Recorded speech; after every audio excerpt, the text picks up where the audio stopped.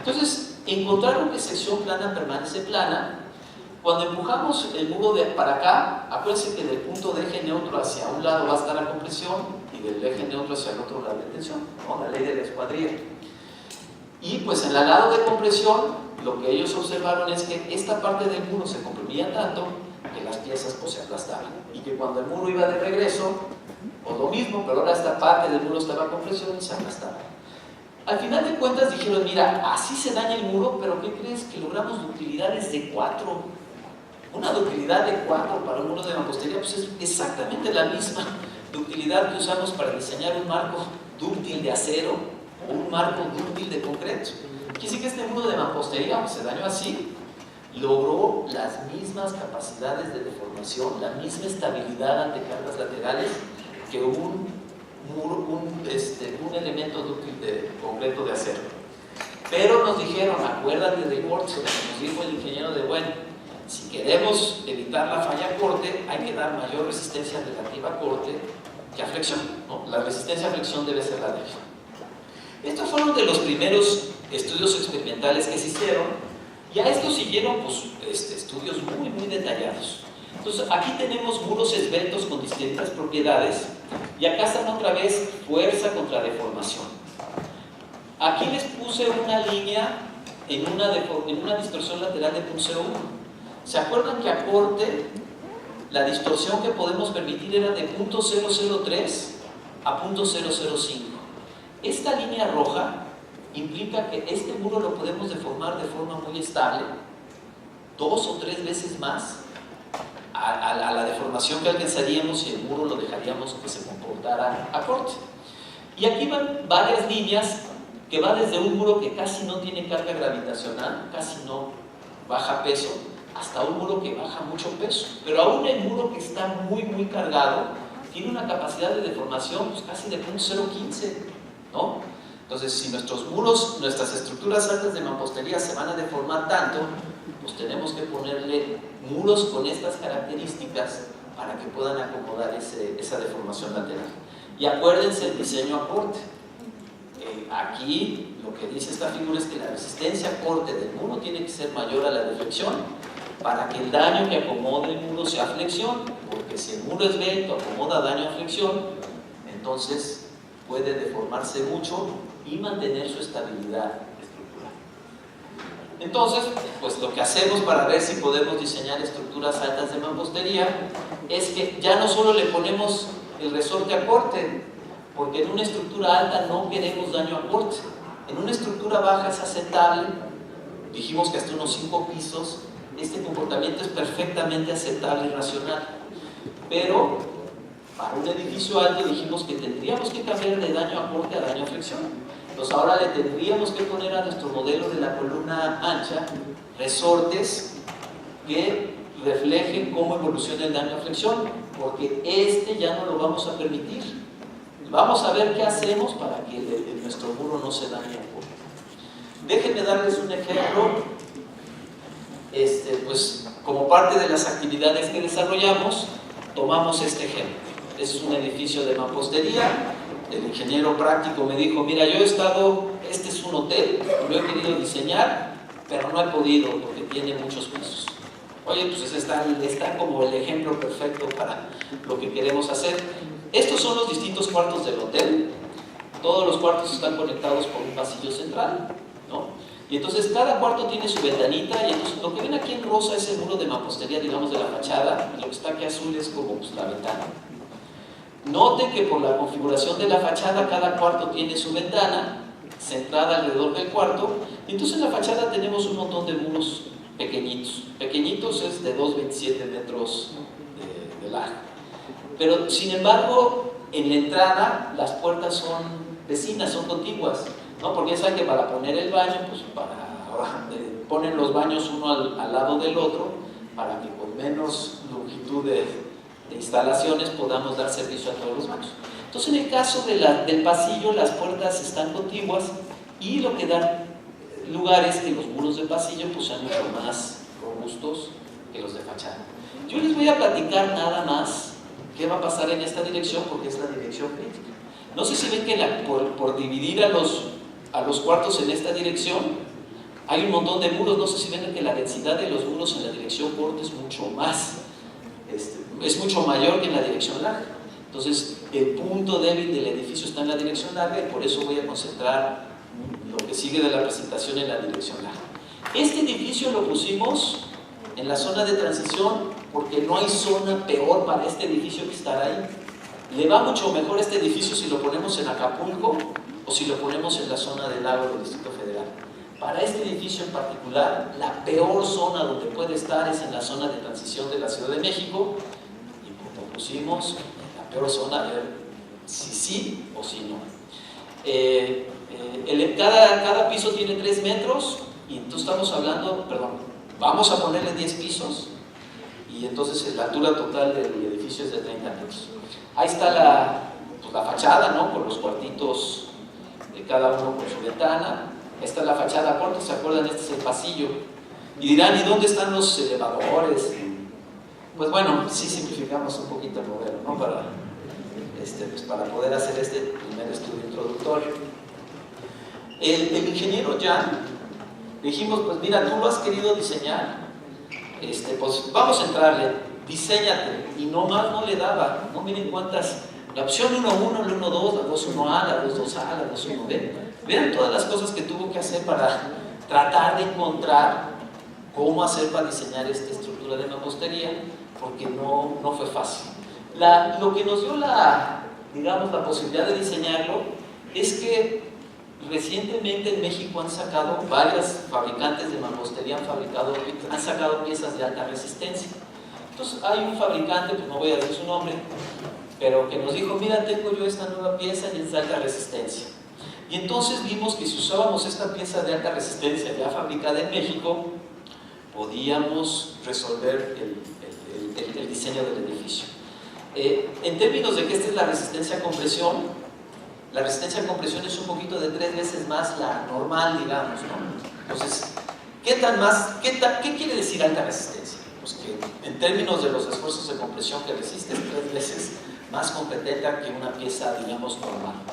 Y en términos, esto es para bajar la carga vertical, y en términos de su capacidad de tomar montante lateral, las fuerzas por sismo, pues también vemos que más o menos es 3 veces más resistente que una pieza normal. Entonces, cuando hablamos de una pieza de alta resistencia es como 3 veces más resistente, tanto para cargas verticales como laterales, que una pieza normal. Entonces el ingeniero diseñó el edificio.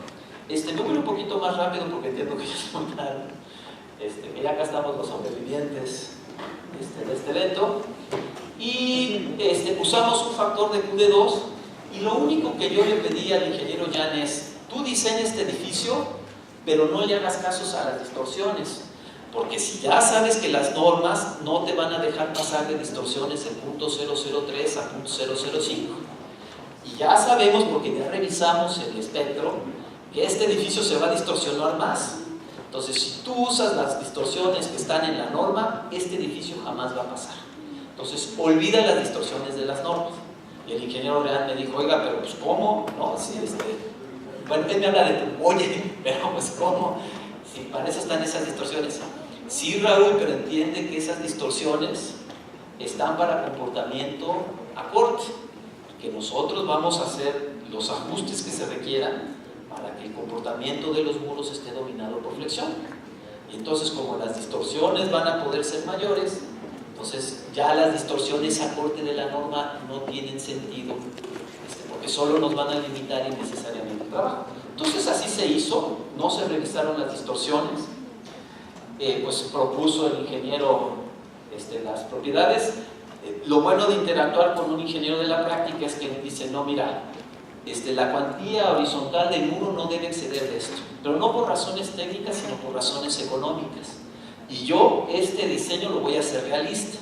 Entonces, más allá de todas las requisitos que vamos a cumplir de la norma, yo le voy a imponer a nuestro diseño requerimientos prácticos, ¿no? Requerimientos que realmente nos digan que este diseño representa algo que se puede hacer allá afuera. Y entonces estudiamos el comportamiento lateral en las dos direcciones. ¿Se acuerdan lo que les dijo el ingeniero Kanda en la mañana? Que cuando un muro esté voladizo se comporta pues, bueno, que un muro se comporte voladizo, pero que los marcos acá en la parte de arriba se reduce la distorsión. ¿No se acuerdan que en su figura el muro se veía como una viga en voladizo y el marco se veía cómo se reducían las distorsiones acá en la parte de arriba? ¿Por qué les digo esto? Porque lo que les quiero decir es que en la dirección larga el edificio se comporta como un marco y en la dirección corta se comporta como muros en voladizo. ¿Qué quiere decir que en la dirección crítica se comporte como un marco? Pues como que las columnas los muros están trabajando como si fueran columnas y los pretiles están trabajando como si fueran vigas. Entonces es como si fuera un marco de mampostería. Ese fue, digamos, el contexto de análisis que dio lugar a todas estas reflexiones que les voy a hacer a continuación. El diseño no pasaba por distorsiones. ¿Por qué no pasaba por distorsiones? Pues porque la fachada estaba fallando a corte. Y si la fachada estaba fallando a corte, pues estaba fallando a distorsiones muy pequeñitas. Y la norma nos decía que estas distorsiones iban a ser mayores que esto. Entonces estimábamos que el edificio nada más se le iba a ir, pues, como vieron las fotos anteriormente, se les iba a ir todos los muros de fachada, ¿cómo se llama? En la planta baja, pues tal como hacen los edificios de 4, 5, 6 pisos de mampostería. Y peor porque este tenía 10. Entonces lo que hicimos fue quitar los pretiles cada 2 pisos. Al quitar los pretiles cada 2 pisos, lo que quedaron fueron muros más esbeltos. Y ya sabemos que los muros esbeltos se pueden diseñar para que su comportamiento quede dominado por flexión. Sus profes de análisis les han dicho que un elemento robusto queda muy influenciado por efectos de corte y que mientras más esbelto hagamos una pieza, los efectos de flexión empiezan a dominar su comportamiento. Entonces, quitando los pretiles cada 2 pisos, lo que logramos fue que los muros de la fachada fueran esbeltos. ¿Cuál es la diferencia? Que ahora estos iban a dañarse por flexión y que entonces podíamos dejar que los muros desarrollaran mucho más comportamiento lateral y manteniendo estable su comportamiento. Entonces, sabíamos que el sismo de la zona de transición iba a deformar al edificio estos niveles, y entonces le pusimos una capacidad de deformación congruente con esas demandas que anticipábamos. Otra cosa, el diseño por cortante de la pieza, ¿no? Aquí hay algún detallito más, pero no va a saltar. Nada más que sepan que los muros tienen que tener suficiente resistencia a corte para que el daño se desarrolle a flexión. Acuérdense que más allá de la fachada están los muros de pasillo. Y los muros de pasillo, pues como estas son las puertas de los cuartos, pues no hay pretiles de concreto, nada más está un pedacito de losa acoplando. Entonces, los muros de pasillo en la fachada larga también se comportan como grandes vigas en voladizo. Y como ustedes saben que si yo le pongo una fuerza lateral, el momento se maximiza en la base, pues el daño esperado en los muros de pasillo es a flexión en la base. Aunque esto ya formó, digamos, un mecanismo, acuérdense que estos dos están en paralelo, ¿no? Estos muros están en la fachada del edificio y estos muros de pasillo están, pues, en el pasillo pero en la misma dirección, y que hay una losa conectando esos dos muros. En otras palabras, no se puede hacer algo que no haga. Aunque ya formó un mecanismo, no sé si ven que los muros de pasillo no han formado el mecanismo. Entonces los muros de pasillo, aunque si esta fachada estuviera aislada, esto representaría un mecanismo muy riesgoso, ya como parte del conjunto, los muros de pasillo evitan que se nos vaya la fachada. Entonces, mientras no se nos desestabilice dramáticamente la fachada, el edificio se va a comportar bien. Pues se hace el modelo de análisis, se estima un periodo de 0.8 segundos. Acuérdense que les estoy hablando en la dirección larga. Así es como ven el programa de computadora, el análisis. Acuérdense, una serie de marcos, para eso está el modelo modificado de la columna ancha, porque dijimos que si usábamos ese modelo, pues podíamos usar un software comercial, que eso está muy padre. Pero pues aquí nosotros no le entendemos nada y entonces mis alumnos le dicen que extruya o algo así los elementos estructurales para que este modelo, que son puras rayitas, pues tenga algún significado para nosotros. Lo pusimos en la zona de transición, repito, esa es la peor zona posible donde podría estar el edificio, y lo empujamos de lado. ¿Cómo andamos de tiempo? Ya, bueno. El punto es, este es un video que les quería enseñar para demostrarles que la parte del edificio que se daña son estos muros, que son, no sé si ven que son los murititos, y las porciones de losa que conectan a estos muros. Pero la cuestión es que tanto estos elementos como estos elementos pues no son tan importantes como estos muros. Entonces, el nivel de daño que exhibe este edificio es como no tan importante. Digamos que se dañan pequeñas porciones del edificio, pero la cuestión es que el edificio desarrolla utilidades de nivel de 3, o casi como el de un marco de concreto. Eso para seguridad de vida. Entonces, vimos un comportamiento extremadamente estable del edificio cuando lo empujábamos lateralmente, y que este edificio con estos muros esbeltos tenía mucho más estabilidad lateral, puede acomodar distorsiones mucho más grandes que lo que haría un edificio diseñado para que sus elementos se dañen. E hicimos análisis paso a paso. ¿Qué tanto le pusimos muchos sismos, ¿no? Para ver que pues ya saben que de sismo a sismo hay variabilidad. Entonces, ¿cómo le va a mi edificio de mampostería ante sismos que representen en promedio el sismo de diseño de la zona de transición? No en promedio, estadísticamente. Y acá están las distorsiones. Entonces ustedes ven, las líneas rojas son pues, lo individual de cada sismo, y las negras son como una medida estadística que es la que nos importa.